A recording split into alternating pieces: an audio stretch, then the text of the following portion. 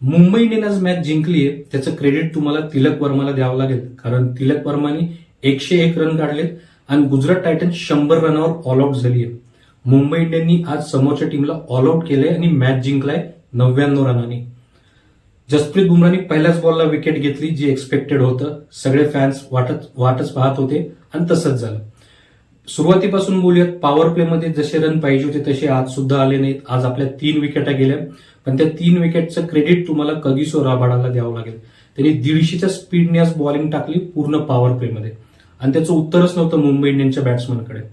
सूर्यकुमार यादव आज पॉझिटिव्ह इंटेंटमध्ये दिसला, पण जसं मी सांगितलं 150 पेक्षा जास्त स्पीड आणि बॉल स्विंग झाला आणि सूर्याभाऊचा बोल्ड उडाला. क्विंटन डिकॉक सुद्धा जास्त काही करू शकला नाही, तो पण 150च्या स्पीडवरच आउट झाला. स्पीडने तो बीट झाला आणि आउट झाला.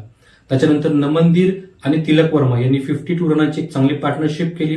त्याच्यानंतर तिलक वर्मा आणि हार्दिक पांड्या यांनी 81 रनाची पार्टनरशिप केली आणि मेक शुअर केलं की टार्गेट 200च्या जवळपास जाईल आणि एक्झॅक्ट टार्गेट 200च झालं.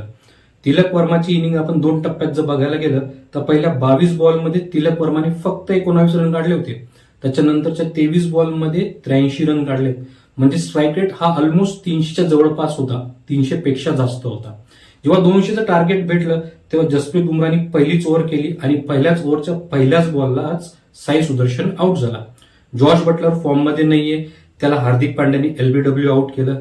त्याच्यानंतर त्यांचा जो मेन बॅट्समन होता शुभमन गिल, त्याला अश्विनी कुमारने आउट केलं. आज अश्विनी कुमारने 4 विकेटा घेतल्यात, मिचेल सॅटनरनी 2 विकेटा घेतल्यात, गझनफरनी 2 विकेटा घेतल्यात. जसप्रीत बुमराह आणि हार्दिक पांड्या यांनी प्रत्येकी 1 विकेट घेतली आहे आणि मुंबई इंडियन्सला मॅच जिंकून दिलाय. ही तीच मुंबई इंडियन आहे जिच्याकडे 5 ट्रॉफी आहेत. आज त्यांनी तसाच परफॉर्म केलाय. तुम्हाला काय वाटतं नक्की सांगा.